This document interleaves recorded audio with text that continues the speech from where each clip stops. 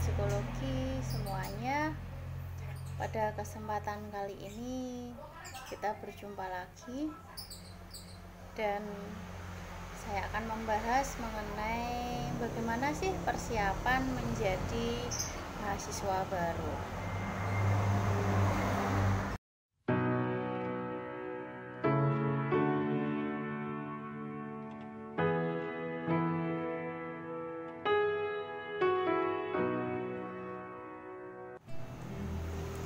Sahabat semua, saya ucapkan selamat ya untuk kalian yang sudah diterima di perguruan tinggi impian kalian dan juga tentu prodi yang menjadi pilihan kalian. Bagi yang mungkin belum diterima di perguruan tinggi favoritnya tapi sekarang sudah berada di perguruan tinggi lain, saya kira itu tetap salah satu hal yang perlu disyukuri gitu ya. Allah menempatkan kalian di prodi yang sekarang kalian diterima atau mungkin di universitas yang kalian diterima itu tentu tidak kebetulan gitu ya. Pasti semuanya ada makna baik, ada maksud baik dari Allah yang kadang kita belum tahu. Nah sahabat semua, untuk menjadi seorang mahasiswa baru yang mana di universitas yang berbeda dengan ketika teman-teman semua di sekolah menengah atau mungkin madrasah aliyah ya, ini sangat berbeda dengan proses berkuliah atau sekolah di perguruan tinggi. Apa aja sih sebenarnya persiapan yang kita butuhkan untuk menjadi seorang mahasiswa yang keren dan nanti juga bisa berprestasi, bisa membanggakan diri dan juga orang tua? Simak terus ya. Nah sahabat semua, salah satu hal yang paling penting ketika kita sudah menjadi mahasiswa baru adalah kita harus mengubah mindset kita. Yang awalnya apa-apa kita mungkin pasif ketika menjadi seorang murid ataupun siswa. Nah ketika menjadi seorang mahasiswa kita memang dituntut untuk aktif gitu ya, stop being pasif. Jadi kita memang harus aktif. Diibaratkan kita itu menjadi seorang yang memang sangat membutuhkan ilmu gitu ya dari mungkin dosen, mungkin teman-teman yang lain dan juga ilmu-ilmu yang lain yang kita dapatkan, bisa mungkin dari buku, jurnal atau hal-hal lain yang bisa kita dapatkan di media sosial seperti itu. Saya masih ingat nasihat dari dosen saya ya, ketika dulu saya masih mahasiswa baru tahun 2007 itu diibaratkan seorang mahasiswa itu adalah mencari ceret, gelas yang mencari ceret seperti itu. Jadi diibaratkan kita itu menjadi gelas yang mana kita mencari ceret gitu, yang mana ceret itu memang ada sumber di situ ya. Kalau ceret kan air, nah kalau ini sebenarnya ilmu. Nah ceret itu bukan berarti harus dosen ya, tapi bisa jadi kalian suka berkunjung ke perpustakaan digital misalnya ya. Kalau sekarang kan lagi ada pandemi nih, jadi tidak memungkinkan untuk kita berkunjung ke perpustakaan. Yang lainnya adalah kita memang harus aktif mencari tahu gitu, apalagi ini pembelajarannya dengan daring yang mana memang dituntut kita sebagai mahasiswa itu adalah seorang yang terus-menerus aktif seperti itu. Kemudian kita juga diminta untuk banyak-banyak membaca ya. Kemudian juga menumbuhkan minat pada teknologi. Nah, sekarang kan apa-apa serba menggunakan teknologi ya. Kita ketemuan virtual menggunakan teknologi juga, misalnya pakai Zoom, Google Meet atau yang lain-lainnya. Kita harus punya skill nih tentang teknologi ini gitu ya.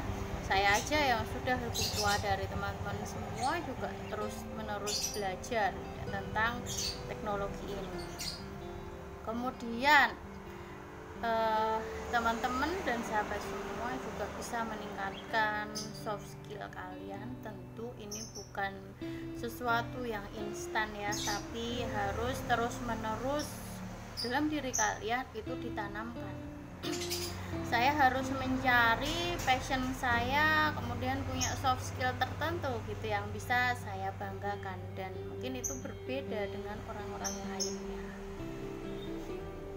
Ya, selanjutnya adalah kita harus mempunyai time management atau manajemen waktu yang baik, yang mana dalam perkuliahan itu memang diberikan banyak kebebasan ya oleh dosen. Berbeda dengan zaman sekolah dulu, misalnya buku sudah dikasih gitu oleh sekolah, kita tinggal membayar kemudian dikasih. Kalau sekarang kalian tidak mencari sendiri, siapa yang akan ngasih gitu ya, seperti itu ibaratnya.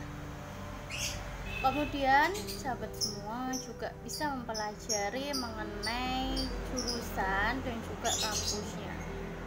Misalnya contohnya kalian sudah di prodi psikologi nih, nah coba kalian pelajari sedikit-sedikit lah tentang psikologi gitu ya, karena kita sudah masuk di psikologi. Kemudian kampusnya, visi misinya misalnya. Nah, kalau teman-teman sekarang kan sudah melalui orientasi ya atau ospek, jadi kayaknya juga sudah pada tahu nih tentang seluk-beluk kampusnya, misalnya visi misinya atau mungkin juga jurusannya.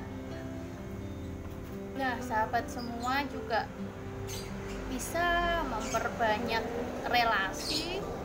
Meskipun ini dengan daring, kalian belum pernah bukan bertatap muka dengan teman kalian yang segrup gitu, tapi itu tidak masalah ya, kita bisa menggunakan media-media misalnya WhatsApp atau Line atau yang sejenisnya seperti itu ya.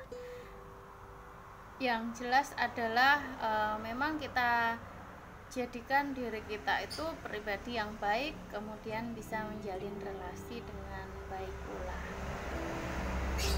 Nah, kemudian yang lainnya adalah kita diminta untuk tahu gitu tentang passion kita, dan kemudian mengikuti kegiatan-kegiatan non akademik, misalnya UKM gitu ya.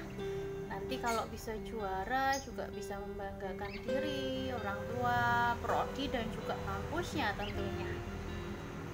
Nah, yang lainnya adalah sahabat semua juga bisa mempersiapkan peralatan untuk kuliah, misalnya entah handphone, entah laptop gitu ya, karena ini menggunakan daring.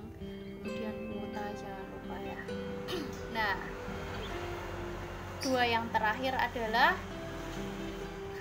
usahakan kalian itu dikenal oleh dosen karena prestasi kalian gitu ya. Untuk ini memang tidak bisa instan, tapi insya Allah dengan keaktifan kita itu dosen akan mengenal.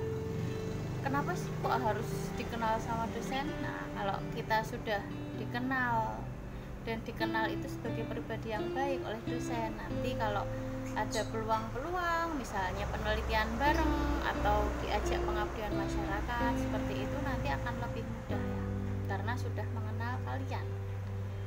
Sebutlah misalnya sekelas itu ada 35 dan per prodi ada 3 kelas misalnya.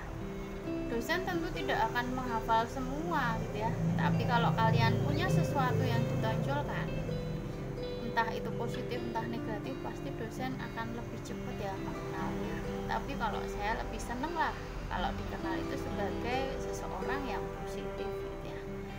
Nah, kemudian yang terakhir adalah cari info dan cari peluang untuk mendapatkan beasiswa. Meskipun kalian sudah diterima di perguruan tinggi, tidak menutup kemungkinan kalian tetap akan bisa mendapatkan beasiswa gitu ya. Begitu teman-teman dan sahabat semua, semoga ini bermanfaat ya. Boleh di-share dan semoga kemanfaatannya semakin menjadi lebih luas. dan silahkan like, subscribe, dan komen jika mungkin ada yang ingin request materi yang lain. Terima kasih atas perhatiannya dan terima kasih telah menyimak video ini. Tetap produktif dan terus bahagia. Wassalamualaikum warahmatullahi wabarakatuh.